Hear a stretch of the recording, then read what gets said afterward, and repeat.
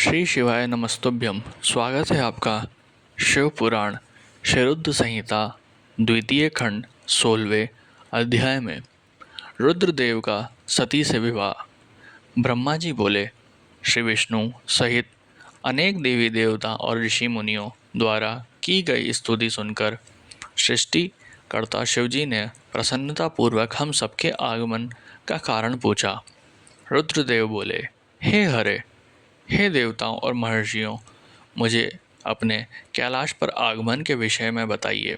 आप लोग यहाँ किस लिए आए हैं और आपको कौन सा कार्य है? कृपया मुझे बताएं। मुने, महादेव जी के इस प्रकार पूछने पर भगवान विष्णु की आज्ञा से मैंने इस प्रकार निवेदन किया। मैं बोला, हे देवादिदेव महादेव करुणा सागर, हम सब यहाँ आपकी सहायता मांगने के लिए आए हैं। भगवान, हम तीन होते हुए भी एक हैं। सृष्टि के चक्र को नियमित तथा सुचारू रूप से चलाने के लिए हम एक दूसरे के सहयोगी की तरह कार्य करते हैं। हम एक दूसरे के सहायक हैं। हम तीनों के परस्पर सहयोग के फलस्वरूप ही जगत में सभी कार्य संपन्न होते हैं। महेश्वर, कुछ असुरों का वध आपके द्वारा, कुछ असुरों का वध मेरे द्वारा तथा कुछ असुरों का वध श्री हरि द्वारा निश्चित है। हे प्रभु, कुछ असुर आपके वीर्य द्वारा उत्पन्न पुत्र के द्वारा नष्ट होंगे। हे भगवान, आप घोर असुरों का विनाश कर जगत को स्वास्थ्य व अभय प्रदान करते हैं। हे प्रभु, सृष्टि की रचना, पालन और संहार ये तीनों ही हमारे कार्य हैं। यदि हम अपने कार्य सही तरह से नहीं करें तो हमारे अलग अलग शरीर धारण करने का कोई उद्देश्य ही नहीं रहेगा। हे देव, एक ही परमात्मा महेश्वर तीन स्वरूपों में अभिव्यक्त हुए हैं। वास्तव में शिव स्वतंत्र है। वे लीला के उद्देश्य से सृष्टि का कार्य करते हैं। भगवान विष्णु उनके बाएं अंग से प्रकट हुए हैं। मैं ब्रह्मा उनके दाएं अंग से प्रकट हुआ हूँ। रुद्रदेव उनके हृदय से प्रकट हुए हैं, इसलिए वे ही भगवान शिव का पूर्ण रूप है। उनकी आज्ञा के अनुसार मैं सृष्टि की रचना और विष्णु जी जगत का पालन करते हैं। हाँ, अपना कार्य करते हुए विवाह कर सप्तनिक हो गए, अतः आप भी विश्व हित के लिए परम सुंदरी को पत्नी के रूप में ग्रहण करें। हे महेश्वर, पूर्व काल में आपने शिव स्वरूप में हमें एक बात कही थी। आपने कहा था, मेरा एक अवतार तुम्हारे ललाट से होगा जिसे रुद्र नाम से जाना जाएगा। तुम ब्रह्मा सृष्टिकर्ता होगे। भगवान विष्णु जगत का पालन करेंगे। मैं शिव सगुण रुद्र रूप संहार करने वाला होऊंगा। एक स्त्री के साथ विवाह करके लोक के कार्यों की सिद्धि करूंगा। हे महादेव, अब अपनी कही बात को पूरा कीजिए। हे प्रभु, आपके बिना हम दोनों अपना कार्य करने में समर्थ नहीं हैं। अतः प्रभु, आप ऐसी स्त्री को पत्नी रूप में धारण करें जो कि लोकहित के कार्य कर सके। भगवान, जिस प्रकार लक्ष्मी विष्णु की और सरस्वती मेरी सहधर्मिणी है, उसी प्रकार आप भी अपने जीवन साथी को स्वीकार कीजिए। मेरी यह बात सुनकर महादेव जी मुस्कुराने लगे और हमसे इस प्रकार बोले। उन्होंने कहा, हे ब्रह्मा, हे विष्णु, तुम मुझे सदा से अत्यंत प्रिय हो। तुम समस्त देवताओं में श्रेष्ठ तथा त्रिलोक के स्वामी हो, परंतु मेरे लिए विवाह करना उचित नहीं है। मैं सदैव तपस्या में लीन रहता हूँ। इस संसार में मैं सदा विरक्त रहता हूँ। मैं तो एक योगी हूँ जो सदैव निवृत्त के मार्ग पर चलता है। घर गृहस्थी से भला मेरा क्या काम?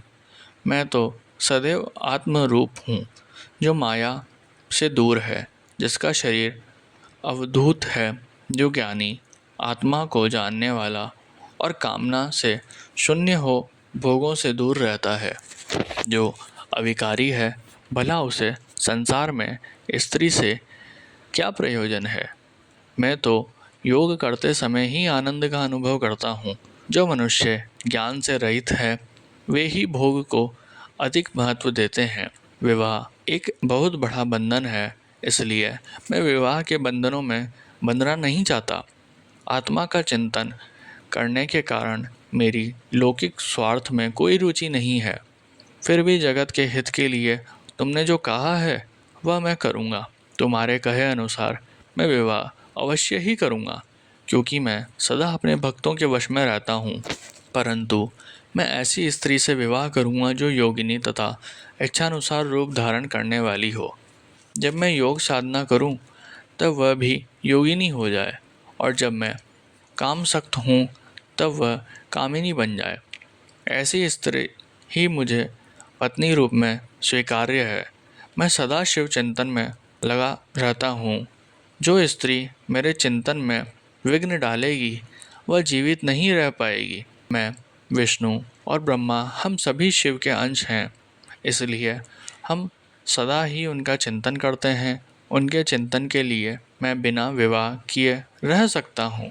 अतः मुझे ऐसी पत्नी प्रदान कीजिए जो मेरे अनुसार ही कार्य करे। यदि वह स्त्री मेरे कार्यों में विघ्न डालेगी तो मैं उसे त्याग दूंगा। विवाह हेतु शिव की स्वीकृति पाकर मैं और विष्णु जी प्रसन्न हो गए। फिर मैं विनम्रतापूर्वक भगवान शिव से बोला, हे नाथ, महेश्वर, प्रभु, आपको जिस प्रकार की स्त्री की आवश्यकता है ऐसी ही स्त्री के विषय में सुनो। हे प्रभु, भगवान शिव की पत्नी उमा ही विभिन्न अवतार धारण करके पृथ्वी पर प्रकट होती है और सृष्टि के विभिन्न कार्यों को पूरा करने में अपना सहयोग प्रदान करती है। उन्हीं देवी उमा ने लक्ष्मी रूप धारण कर श्री हरि को वरा। सरस्वती रूप में वह मेरी अर्धांगिनी बनी। अब वही देवी लोकहित के लिए अपने तीसरे अवतार में अवतरित हुई है। उमा देवी प्रजापति दक्ष की कन्या के रूप में अवतार लेकर आपको पति रूप में पाने की इच्छा के लिए घोर तपस्या कर रही है। उनका नाम देवी सती है। सती ही आपकी भार्या होने के योग्य हैं। वे महातेजस्विनी ही आपको पति रूप में प्राप्त करेगी। हे भगवान, आप उनकी कठोर तपस्या को पूर्ण करके उन्हें फलस्वरूप वरदान प्रदान करिए। उनका तपस्या का प्रयोजन आपको पति रूप में प्राप्त करना ही है। अतः प्रभु, आप देवी सती की मनोकामनाओं को पूरा कीजिए। हम सभी देवी देवताओं की यही इच्छा है। हम आपके विवाह का उत्सव देखना चाहते हैं। आपका विवाह तीनों लोकों को सुख प्रदान करेगा तथा सभी के लिए मंगलमय होगा। तब भगवान शिव बोले, आप सबकी आज्ञा मेरे लिए सबसे ऊपर है, क्योंकि मैं सदैव अपने भक्तों के अधीन हूँ। आपकी इच्छानुसार मैं देवी सती द्वारा तपस्या पूरी कर उनसे विवाह अवश्य करूँगा। भगवान शिव के ये वचन सुनकर हम सभी बहुत प्रसन्न हुए और उनसे आज्ञा लेकर अपने अपने धाम को चले गए।